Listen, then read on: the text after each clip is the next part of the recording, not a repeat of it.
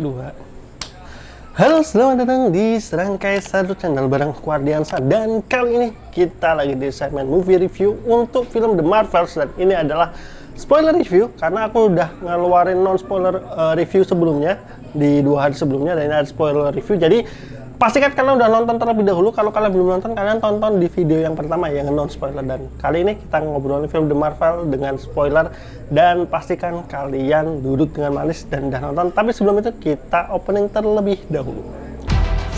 She's entangled our light-based powers, So we switch places whenever we use them.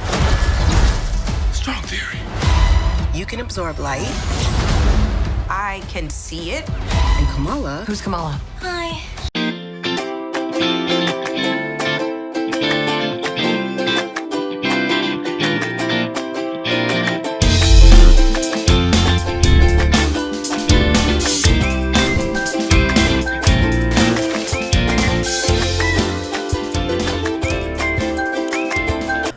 Nah, langsung aja, ini adalah review spoiler. Dan jadi mulai dari menit ini, detik ini kalian yang belum nonton, kalian bisa live dulu, kalian tonton yang non spoiler dulu aja gitu, buat bikin kalian tertarik buat nonton The Marvels ini. Tapi kalau kalian udah nonton filmnya, silahkan kita lanjutkan untuk review spoiler dari Serangkai Satu Channel untuk film The Marvels. Nah, dari mulai sinopsis dan alur cerita dari film ini tuh bercerita orang pejuang, bisa dikatakan namanya Dar-Benn ya, dan dia itu kan bahasa Kree yang ingin mengembalikan tempat tinggalnya Hala, yang mana akibat Captain Marvel dulunya telah menghancurkan salah satu ketuanya atau kayak intelijensi tinggi, aku agak lupa namanya apa gitu, sampai akhirnya matahari di Pulau Hala itu berhenti, tidak bersinar lagi, dan juga mengakibatkan kekeringan, dan juga kayak atmosfernya itu kayak hilang aja. Jadi kayak kehidupan di Hala itu ya sumber dayanya mulai menipis gitu. Itu yang kemudian membuat si Dar-Benn ini mencari gelang ataupun istilahnya benda kosmik gitu, untuk yang bisa membuka portal secara paksa, dan juga istilahnya mengirim sumber daya alam dari planet lain dikirimkan ke Hala gitu, yang otomatis planet yang disedot sumber daya alamnya itu ya otomatis akan hancur kayak gitu. Jadi itu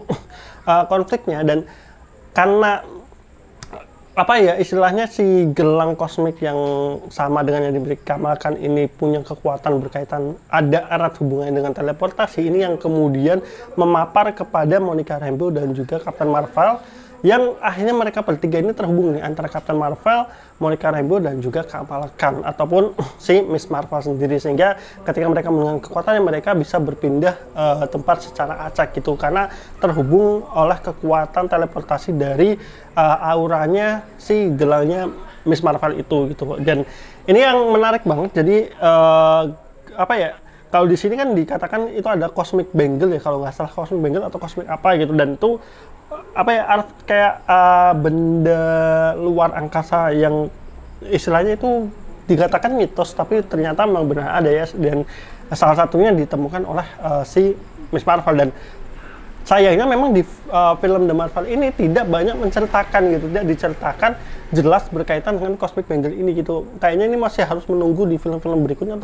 Padahal menurut aku ini, kita langsung aja ya, kita ngobrolin sedikit kekurangan dari film ini. Itu harusnya ini ada tempat yang pas untuk menceritakan terkait si gelangnya Kamala Khan ini gitu. Itu gelangnya itu dari mana, apa asal usulnya. Tapi di situ menurut aku sepanjang nonton tuh kayak tidak menjelaskan gitu, tidak menjelaskan terkait gelangnya itu apa, itu hanya dijelaskan bahwasanya dikira itu mitos, dan itu ada sebuah artefak yang dibuat secara berpasangan gitu. Nah, sampai kepada kenapa yang satunya ada di bumi, kenapa yang satu ada di planet lain, itu tuh tidak dijelaskan di film ini. Ini yang aku sangat disayangkan banget, film ini tuh tidak memberikan banyak informasi terkait asal usul gelangnya Miss Marvel ataupun project MCU lainnya. Jadi film ini kayak hanya fokus untuk menceritakan timing up dari ketiga superhero ini, yaitu ada Captain Marvel atau Carol Danvers, kemudian ada Monica Rambeau atau Photon ya, tapi di sini dia belum punya nickname code hero-nya.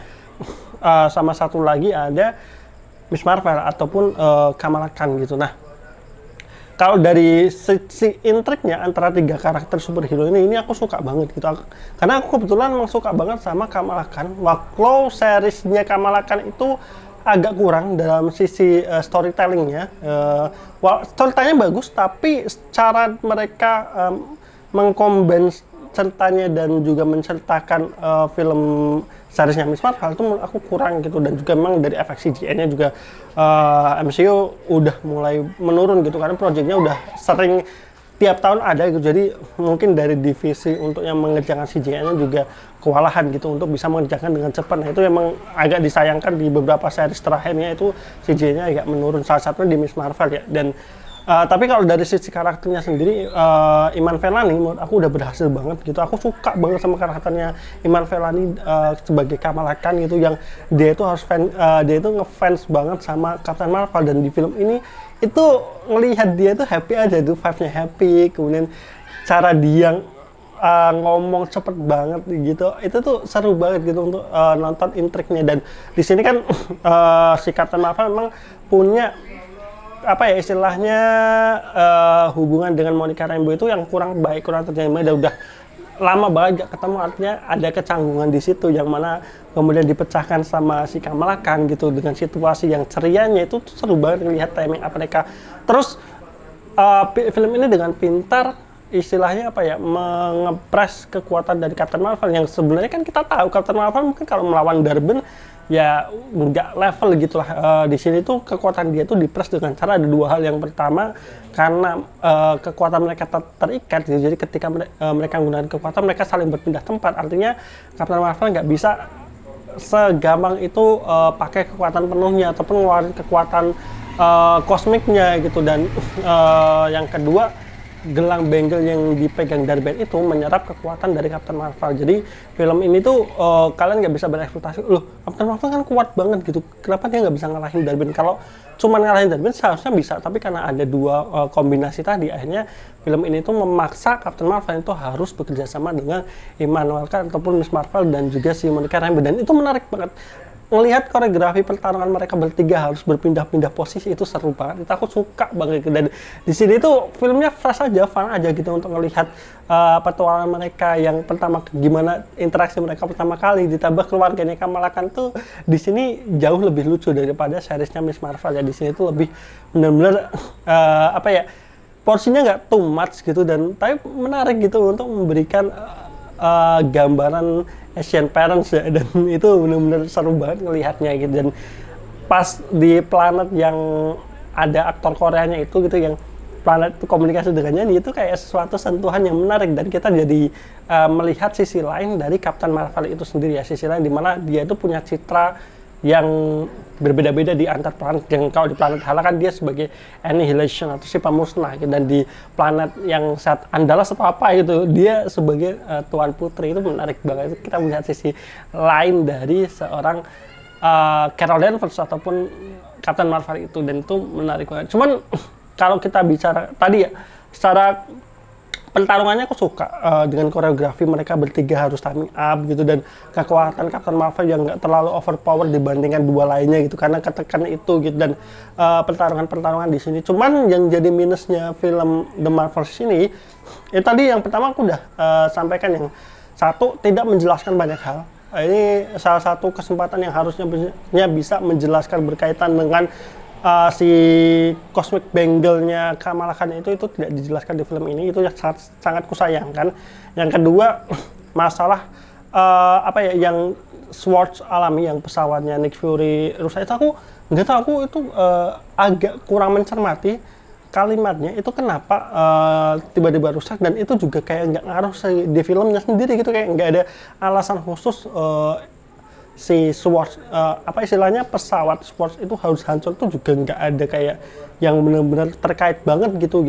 Kita nggak dilihatin pesawat itu diserang, atau ya diserangnya sih diserang, cuman nggak kelihatan gitu loh kalau pesawat itu ada masalah gitu. Jadi kayak itu kayak cuman untuk tambah-tambahkan untuk bisa memberikan porsi dari keluarga dan juga si Gus itu gitu. Dan yang ketiga adalah pas pertarungan terakhir, kemana para prajuritnya ataupun pengikutnya Darben itu. Kenapa cuma ada Darben di final fight-nya? Itu yang bikin final fight-nya itu secara pertarungan Darben dan juga tiga superhero ini sebenarnya keren gitu, tapi kayak ada yang kurang gitu, karena ya ternyata pasukannya Darben itu nggak muncul di pertarungan akhirnya. Itu yang entah kenapa membuat banyak hal yang harusnya bisa lebih epic gitu, tapi dibuat ya istilahnya dengan durasi yang udah dipangkas aja masih ada hal-hal yang menurut aku kurang begitu penting gitu, ataupun masuk ke dalam konflik utamanya, salah satunya masalah Swords itu ya, yang itu entah apa ya, aku kayak merasa nggak perlu aja sih yang masalah Swords itu, kecuali ada invasi dari bangsanya ataupun prajuritnya Darben yang menginvasi Sword gitu ya, itu mungkin lebih bagus gitu ketimbang ini. Itu kayak ada masalah sendiri di situ gitu, tapi kayak nggak punya erat kaitannya dengan masalah dengan si Darben ini. Itu yang bisa dibilang kan, bisa dikatakan kurang sih di film The Marvels ini gitu. Dan tapi yang salah satu yang bikin kalian harus nonton The Marvels gitu ya, yang sudah bocor ya, beberapa YouTubers yang membahas soal MCU kan juga sudah memberikan informasi bahwasanya ada kemungkinan credit scene, dan itu terbukti, yaitu ada 2 credit scene. Yang pertama adalah ini ada cikal bakal atau DNA dari Young Avengers. Kayak di scene yang pertama ada Kamala Khan yang merekrut si Hawkeye, siapa sih? Kate Bishop ya, muridnya Hawkeye gitu. Terus dia juga menyebut anaknya Ant-Man yang mana berarti si Cassie Lang. Dan yang selanjutnya scene yang kedua adalah Monica Rambeau yang terdampar di dimensi ataupun universe lain, dan di situ adalah universe-nya yang mana ada X-Men. Di situ muncul Beast ya, si yang kulitnya biru.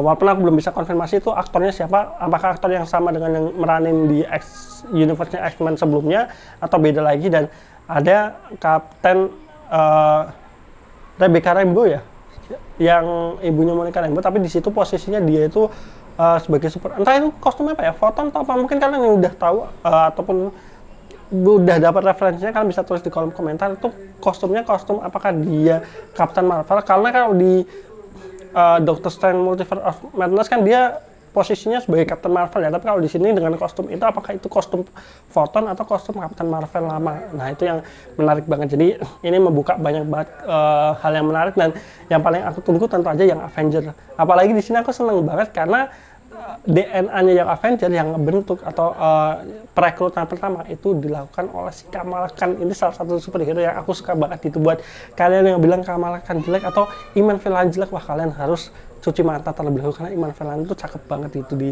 scene awal. Ini bukan pedofil tapi emang secakep itu si Iman Vellani, dan aku suka banget Iman Vellani ataupun Kamala Khan punya kesempatan, karena dulu banyak banget gosip-gosip kalau acting Iman Vellani jelek gitu, dia mau diganti atau seperti apa. Tapi dengan hadirnya film The Marvels ini, menurutku si karakter Kamala Khan itu sudah bagus banget gitu, diperanin oleh Iman Vellani gitu. Jadi mungkin secara keseluruhan film ini aku tetap rekomen banget gitu untuk para pecinta film superhero.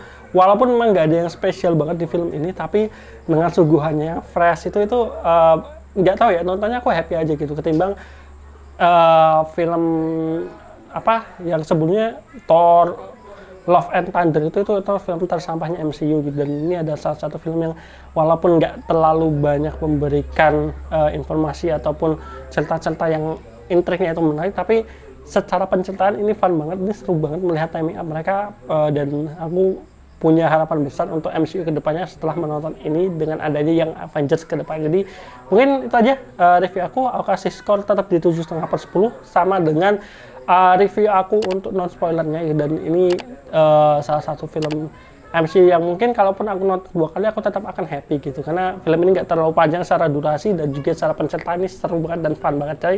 Jadi sampai ketemu di video berikutnya di Senangnya Channel. Tetap like, comment, dan subscribe. Bye bye.